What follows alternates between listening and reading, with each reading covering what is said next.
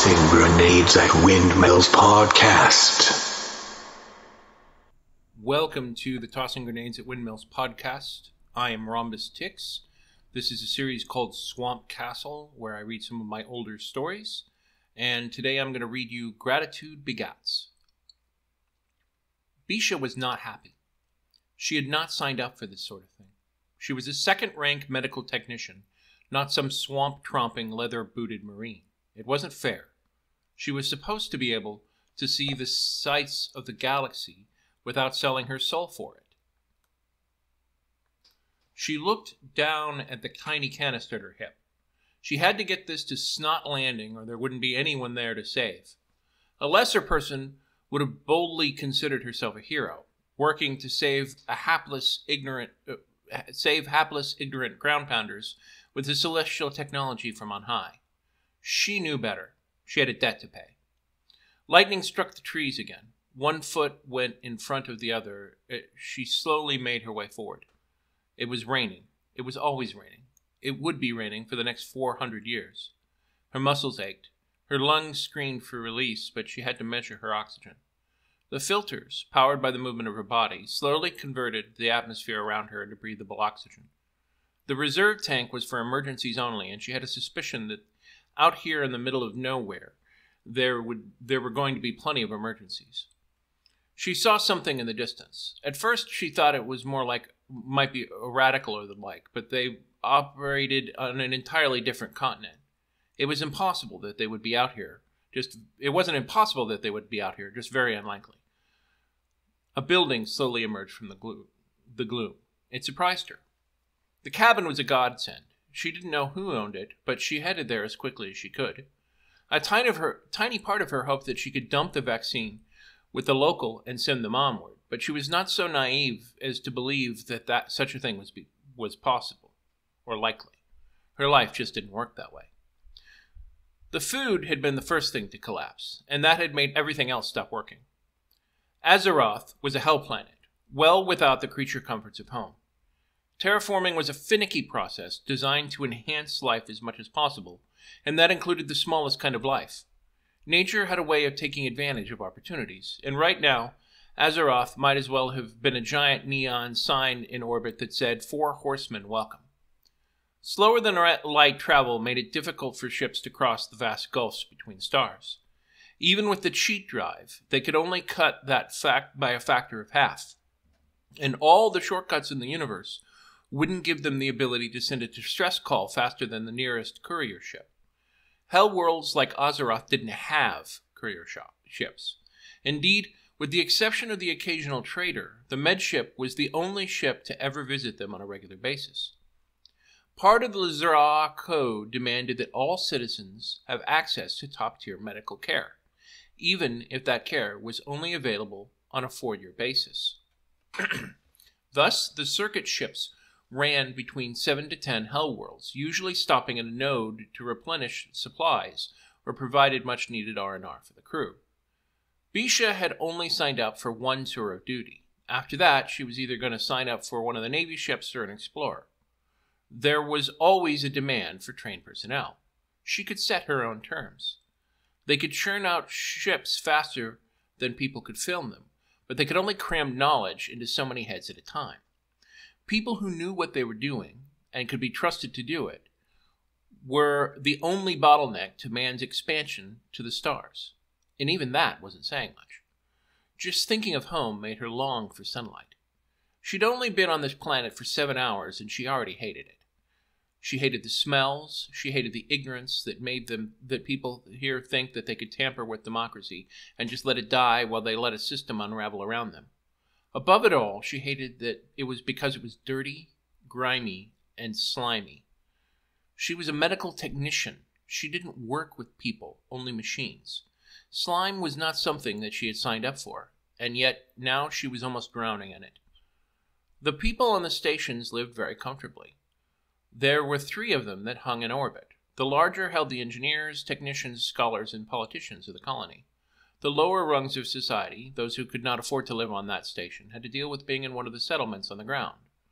There were some people who argued that there was no reason to go to the planetary surface in the first place, and that all the money spent terraforming the planet could simply be spent building more stations for people to live in. However, the people that ran the company, who owned the planet, and essentially all the people on it, had been born on a planet and felt that that was the proper way of doing things.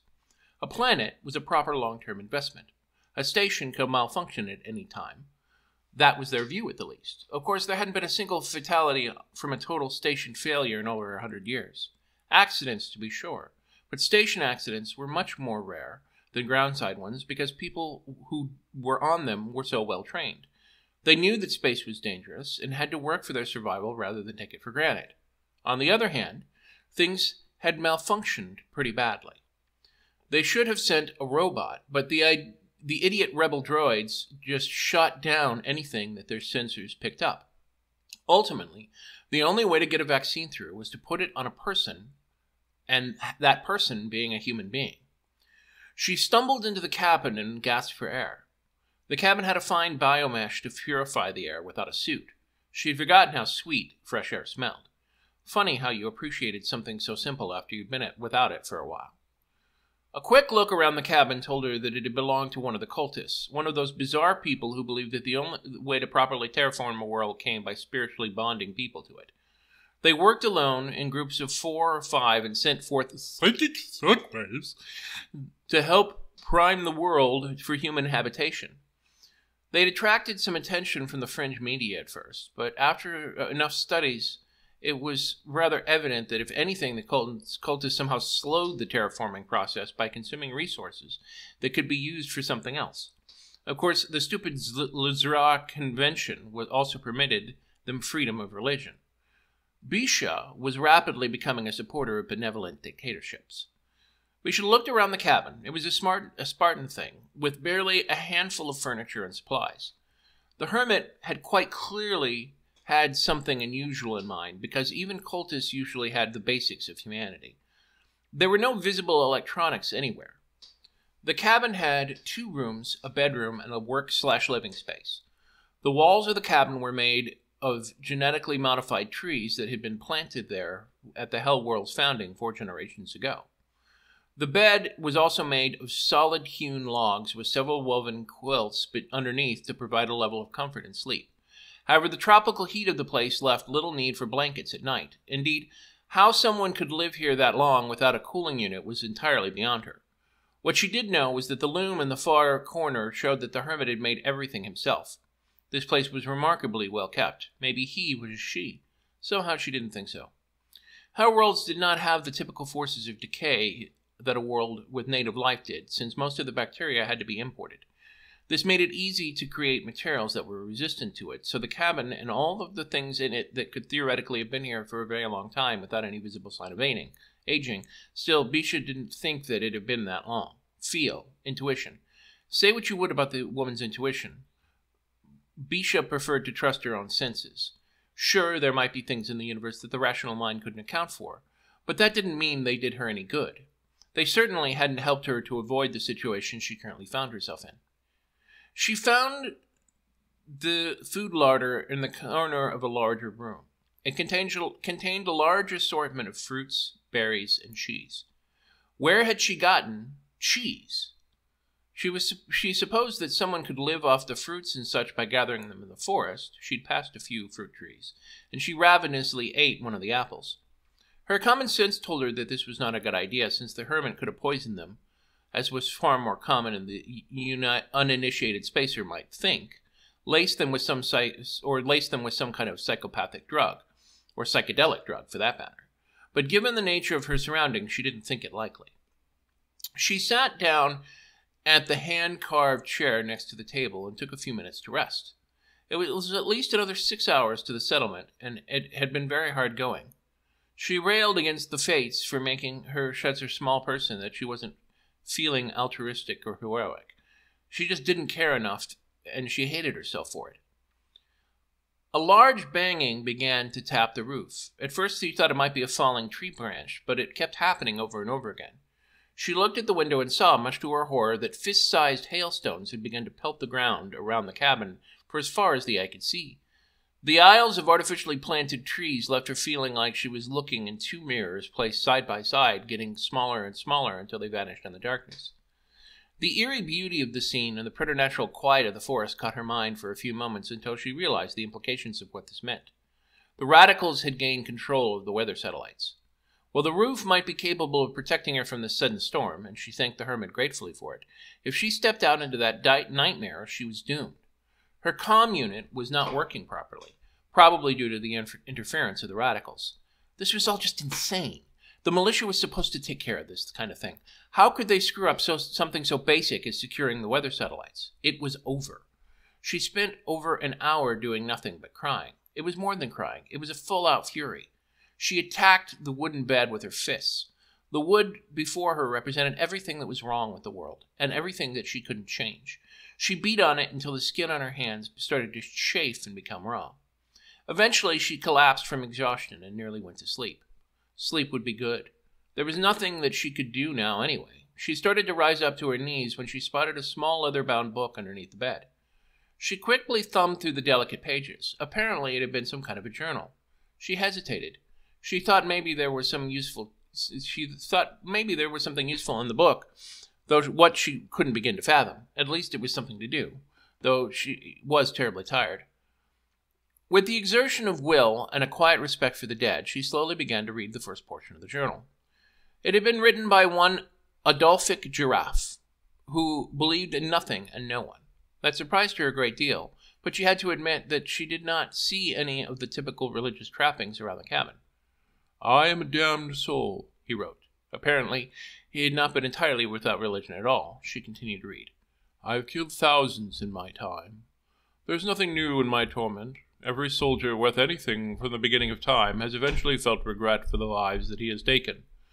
The only difference between them and I is that I have both the wealth and the opportunity to go far from humanity, at least as far from humanity as that any reasonable man still can."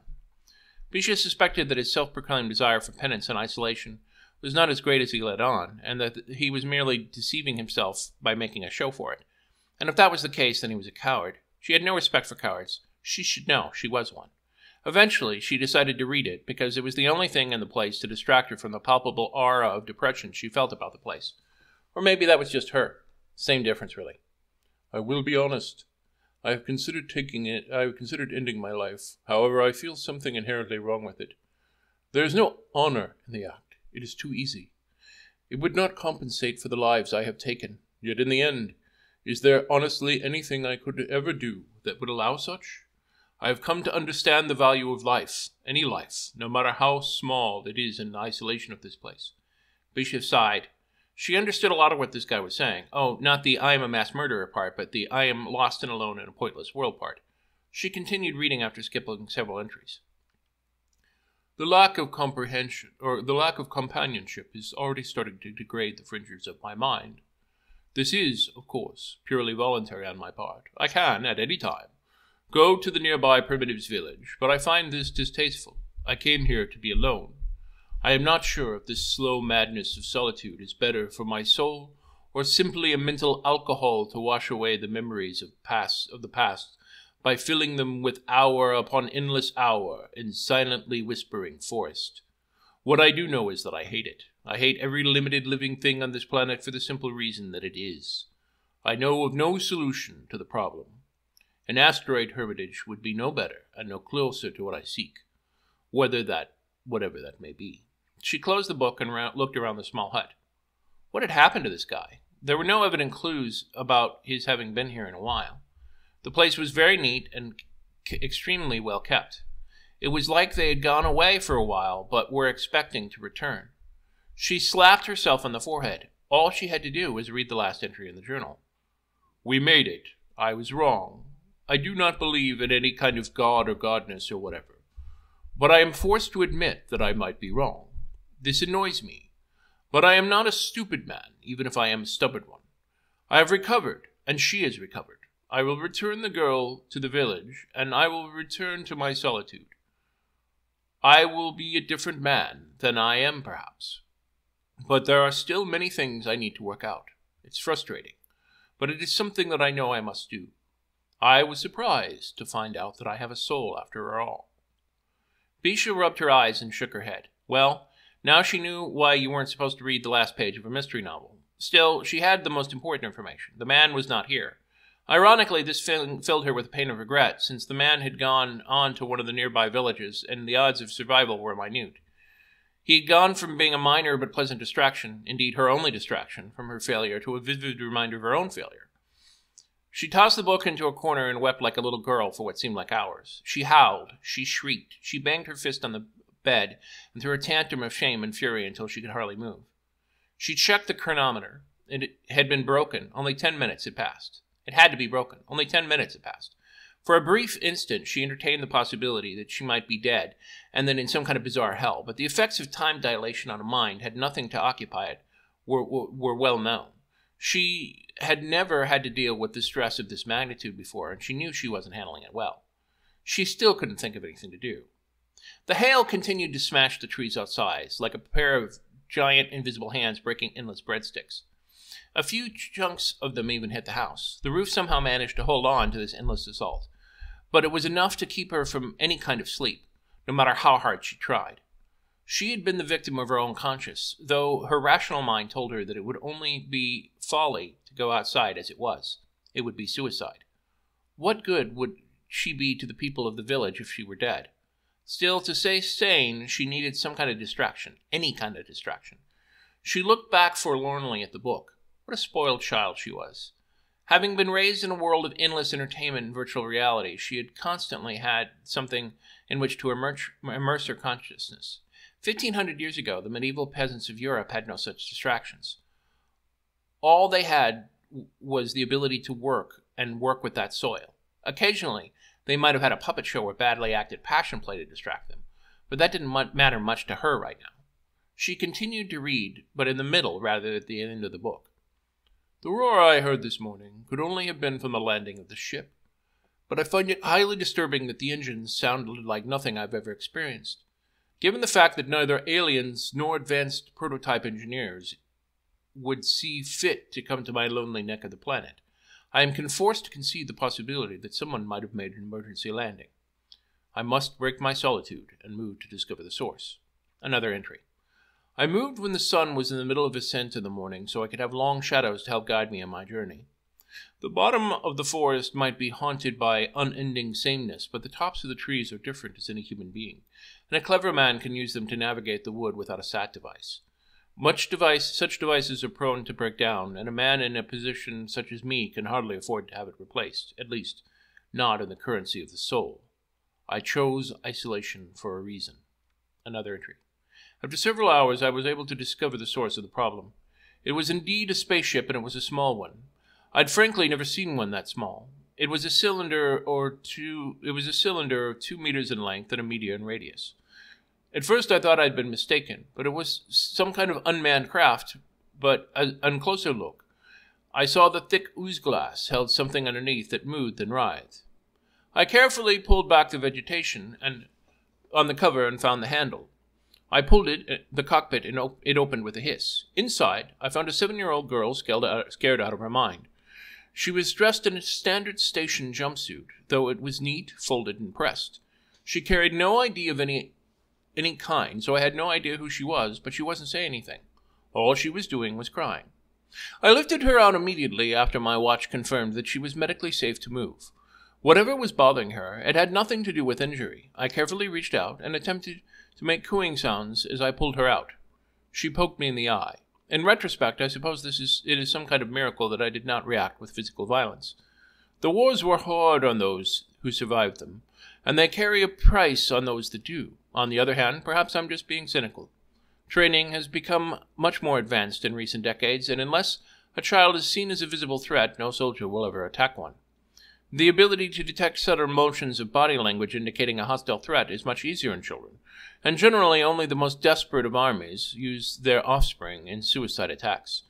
No one has done so for centuries, not since the final Crusades, and no matter how bad the last war was, no matter how bad it felt, it does not come close to the horrors mankind had endured before the sword had been stuck back in its sheath. Now we all just endured endless brush fires across the world, even if sometimes those brush fires consisted of an entire planet. I was able to slowly drag her out after I held her hands down to her sides. It was not an easy struggle, let me assure you. Age and lack of nutrition have slowly made their effects known on my physique. Still, in the end, my experience won out. I slung her on my back and began to carefully navigate my way back to the house, despite numerous and vocal violent protests. At the end, after several hours of shouting, she eventually quieted down and went to sleep. I took advantage of the situation and slept myself. I had not had any for almost a day, and I would see what I could do in the morning. Bisha knew that she should sleep. She knew that she should do something. The hermit's determination to rescue the girl made her realize this. The situation was hopeless. But the more she thought about it, the more she realized in the back of her mind that this was a cop-out. Something here had to be able to help her, but what could she do? Then she saw the metal wash bin that the hermit had been washing his clothes in. What would be more appropriate than to act like a hermit crab with the hermit's possessions? She almost squealed with delight, but it came out as more of a choked sob as she rushed for the metal tub and put it over her head as she headed out into the rain again. Her backpack with the precious vaccine was held aloft, and her head was also immediately protected. But while the vaccine was large, it was not large enough to cover all of her, and she found herself being bruised, battered, and bludgeoned in a most undignified fashion. She rapidly retreated back into the entrance of the house. The walls loomed before her. She knew she was going to fail if she didn't make it back. Still, the idea of giving up, appealing as it was, would not be allowed. Too many people depended on her success. And yet, did she know any of these people? All she had to do was say that she'd become trapped in the weather, which was true, and had not been able to get there in time. Who was she to risk her life for them? She was an educated Terran, with vital medical training, whereas the people in the village were nothing but ground-pounding, ignorant religious snobs who probably couldn't tie their own shoelaces, much less use a regen device. It might be bigotry, but it was true. Oh, there were smart ones, of course, but even a broken clock was right twice a day. Even the shallowest gene pool had to have the occasional analogy in it. Of course, she was using her bigotry against the grounders as an excuse. Most of them might be ignorant, but that was hardly their fault. The development combine felt that their resources were better spent elsewhere. She almost felt sorry for them. But even if she maintained enough sanity to realize her prejudice, her sense of survival remained. She did not want to die, and despite a year's worth of medical training to the contrary, she gasped with relief when she made it back to the shelter. Then she looked at the gutter. Her life was pretty much in the gutter. She felt about as low as a person could possibly feel, almost wishing she could shrink herself down and slide into the mud like she were a worm. And then she looked at her legs and looked at the gutter, and she knew. She knew exactly what she had to do. She felt a little guilty about the damage she caused to this lovely home, but she knew he would understand. She hoped he would. She took out the huge gutters and put them on her legs. They weren't the best in the world, but they would provide sufficient armor until she was able to get the vaccines to the village. She put the metal wash tub over her back and set out into the jungle, patiently moving forward. Every step hurt. The jungle sucked. The rain sucked. The metal wash tub sucked. People sucked. Life sucked. She hated everyone and everything, and she wanted to curl up in the cabin and let these people die. It wasn't worth it. None of this was worth it. She didn't care anymore. It just had to end. And yet somehow, despite it all, despite the desire to end absolutely everything, even to take off the shell and let the stones smash her to bits, she kept going step by step. The journey never seemed to end. Indeed, after a while, she was sure she was lost, as if everything else wasn't just worse. She had a magnetic compass, but it was too hard to reach, and she couldn't see anything. Ah, well, at least she had tried. She would feel guilty for the rest of her life about the way she'd felt about these people, but at least she'd tried. Finally, she couldn't take it anymore and collapsed. She lay there for a long time. Everything hurt, and the clanging on top of the metal can never stopped. It was all part of the story where the villagers were supposed to find her at the last minute and take her back, and after she'd given her last out of strength. That was the way it was supposed to happen in the Hollowids. No such luck. There would be no excuses. There would be no last-minute rescue. There was no one else. There was just her. She groaned and reached back into her pack. She felt something rip in her arm as she did, sending jolts of pain.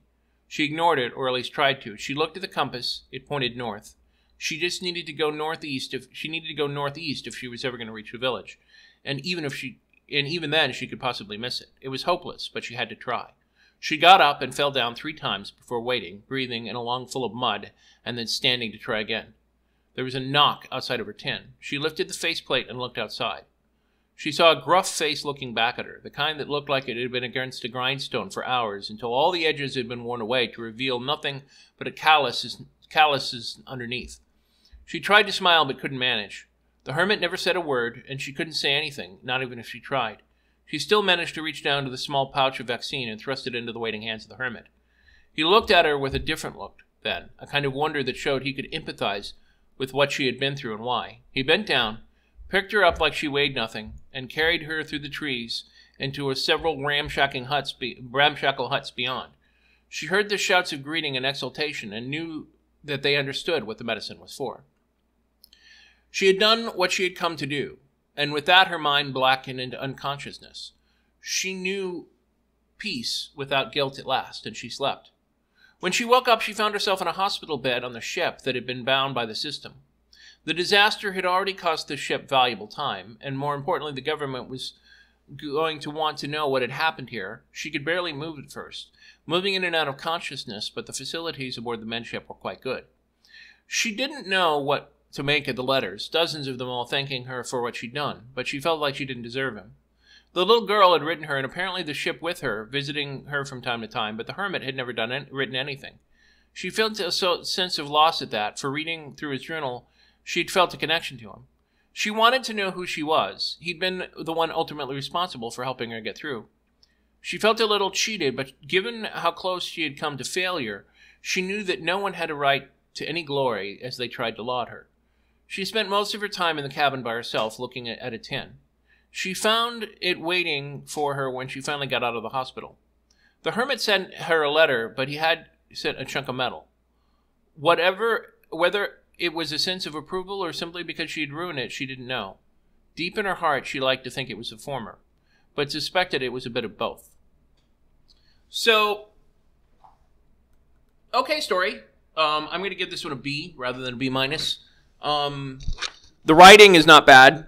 It could, there's some awkward parts. It could definitely use an edit pass. When I eventually publish Swamp Castle as an anthology, which I do intend to do, I'm definitely going to need to hire an editor. Even reading it, I had to kind of fix a few things. And I think the two biggest problems with the story is when you write a short story, you need to avoid loose ends unless they are there deliberately. And, what we have here is we have flashbacks from the hermit. Okay, we do learn a few things about the hermit. We never learn his name. We learn that he's a soldier and that he's here because he's hurt a lot of people. And the setting itself, which I actually think is the most interesting part of the story. And I don't have a name for this setting, but I have used some of the concepts like the cheat drive and a few other things a few other times. It's kind of vaguely set in a future similar to what I do with my first novel, and that I tried to kind of create in a sense of like the stories by Larry Niven and James Purnell and the Known Space series, which if you haven't read or heard about them, I recommend if you can. I decided that the ultimate thing that we need to do is like I said, the setting is interesting. A hard sci-fi, interstellar, slower than light setting is hard to write.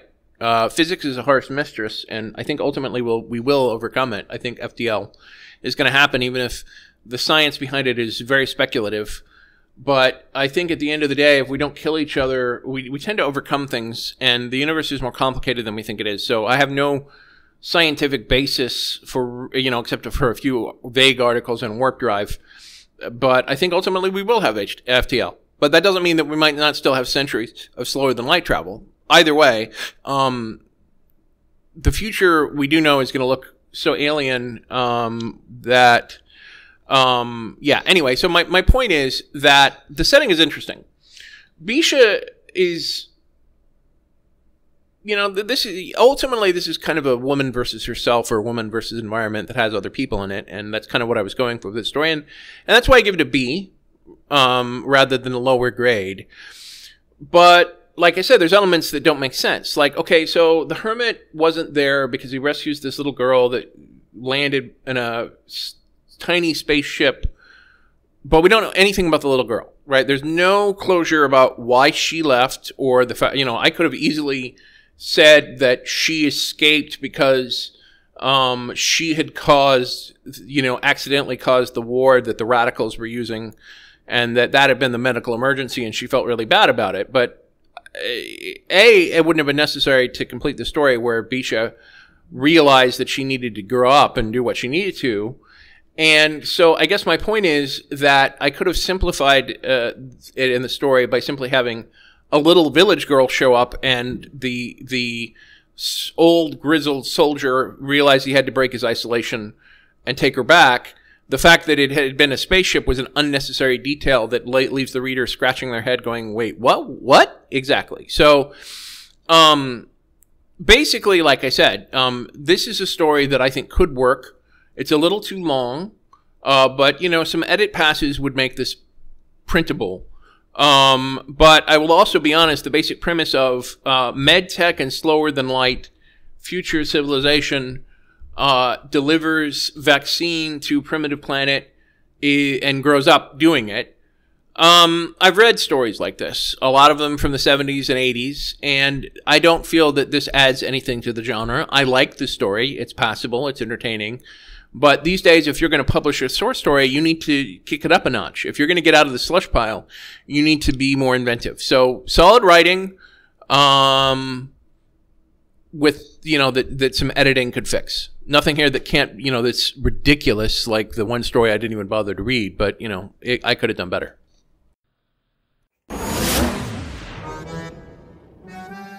This has been the Tossing Grenades at Windmills podcast. Buy my book, Have Name Will Travel, at Amazon and other markets. RedAnvilCreative.com contains all our podcasts. Copyright 2022!